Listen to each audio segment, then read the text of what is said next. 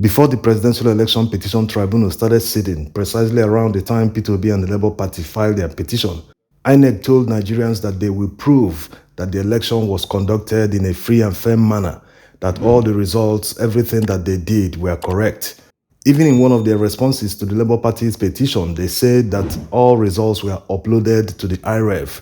This is in contrast to more than 18,000 polling unit results that are blurred on the IREV, which of course is useless because it defeats the aim of uploading them on the IREV in the first place if collation officers cannot use these figures because they are supposed to, by law, make reference to the results on IREV when they are doing collation. But if they can't see them, that means they didn't make use of them, so they can't count as being uploaded. Now, let's compare what INEC has said in the past to what they did at the tribunal proper. Many people were expecting that INEC will come to the tribunal to bring a lot of evidence to say, yes, this is what we did. We said this person got this here, he got so votes here. This is it. Look at it, sir. My lords, please see it. See that we did the right thing. But that was not the case. Also, many were expecting that they would have called 2 or 3 polling officers or collation officers to come and explain and provide information to back what they did during the presidential election. But they were only able to call just one witness against Labour Party. That witness also came to defend only the upload, which, looking at the petition and all the pleas that the Labour Party made, that means they just came to defend non-compliance. We'll come to that in a moment. The INEC witness not only talked about a glitch, he also talked about the patches that they sent in order to mitigate the glitch that prevented the upload of presidential election results. We all know this is just a fabrication because there's no way a glitch can distinguish between presidential election results and senatorial or House of Reps results. The application running on the Beavers sends the same packet of data. They are all the same. If it's an image, the receiver or the IREV sees it as the same. It's just that the information in the image is different from each other. So there's no way it can distinguish and say, oh, I will glitch here since this one is presidential election results or this one is senatorial election results. I don't need to glitch here. Maybe they think no one knows anything about IT in Nigeria, that no one knows how network infrastructure works. It's just not possible that a glitch will distinguish which one it will accept or not. And going by the videos that many people made during the presidential election in many polling units across Nigeria, many INEC polling unit officers were saying that they couldn't log in, that their passwords don't work. So it means it was purely an administrative issue. Someone at the top blocked their access to the server. They blocked their passwords, they blocked the presidential election results upload. Actually, that's clicked.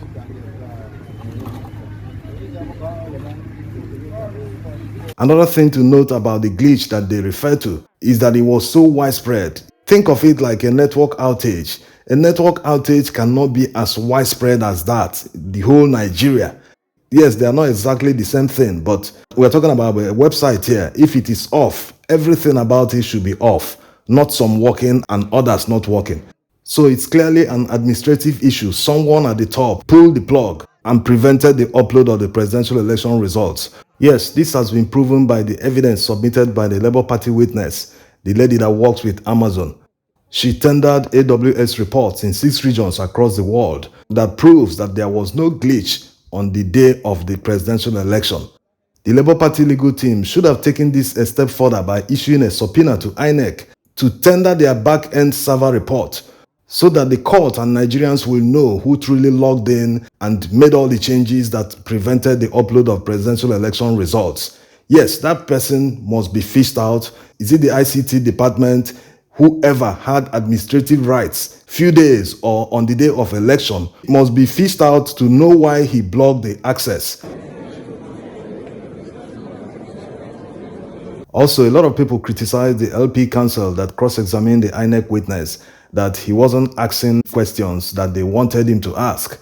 A lot of things were said, but that's not how cross-examination works. A lawyer cross-examining a witness must at least ask relevant questions. Ask him questions that are in his witness statement. If you ask him questions that are not related to what he said, that means they are not relevant to the proceeding. Not that you cannot ask him any question to just push his mind away and come back again to attack and, get the truth from him in case he was trying to lie or be dismissive. It's an art that many people practice the way they want. The most important thing is that Labour Party already said that there was no glitch by providing information they tendered from AWS themselves, the owner and host of the INEC IREF. So whatever the INEC witness came to do in court was just to push the narrative away from just the glitch. He also included patches, that they released patches to mitigate the glitch or whatever he was trying to say.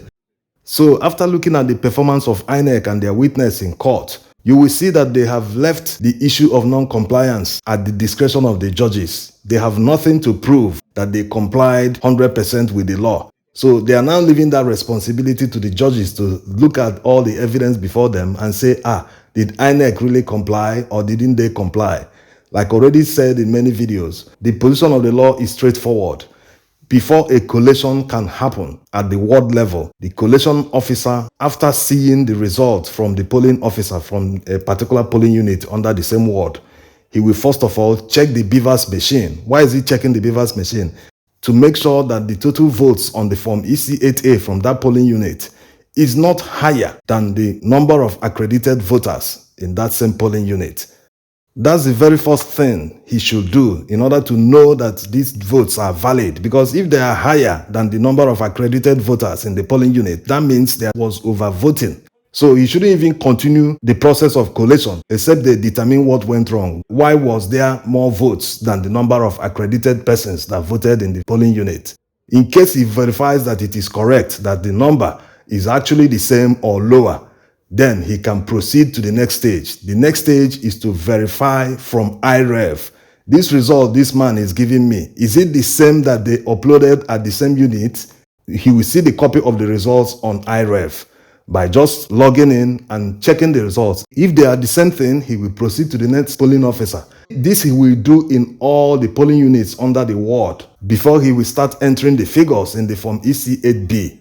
Also, in any case that there is a dispute of one of the results and they can't find a copy on the IREF, the law says that the next in line in terms of the superiority of the result sheets is the police copy. So if there are some policemen that accompany the polling officers to the ward collation center, the collation officer is authorized by law to use the police copy.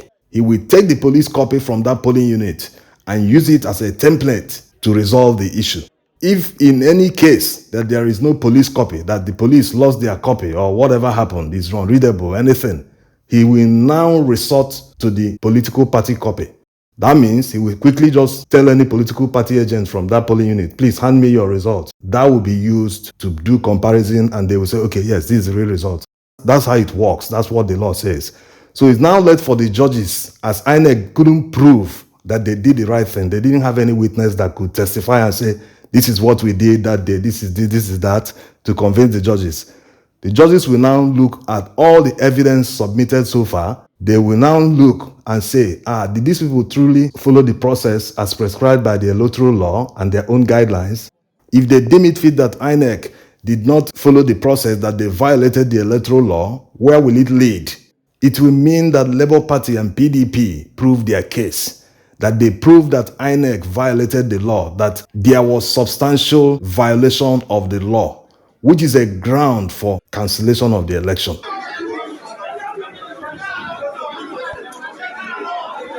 Yes, that's the position of the law. And according to the EU report, only 31% of the presidential election results were uploaded as at the time the INEC chairman was announcing the winner. So if, according to the law, only a third of the entire results were on IREF, that means more than 60% of the results were not there, and the same magnitude applies to the non-conformity of the law. It is absolutely substantial, so it will lead to a cancellation of the election. That EU report came out on time because the PDP legal team actually submitted it. They tendered it to court while they were questioning and cross-examining the INEC witness. So the evidence is before the judges. The EU is not an interested party. They were not part of the election. They came to observe and they made a report of their observations, very explosive observations. So is the tribunal heading to a cancellation of the election? In the next video, we'll answer that question that is on everyone's lips, including people who are genuinely asking the question. People that even support P2B, they're asking, why didn't P2B prove that he won the election? You know, that they didn't provide the figures, they didn't do this, they didn't do that. Yes, majority of people asking this question are not making a mockery. They just want to know. For time constraints, so that not to make this video too long, we'll answer the question in tomorrow's video. Thanks for watching. 353, 354, 355, 356, 357, 358, 359, 360.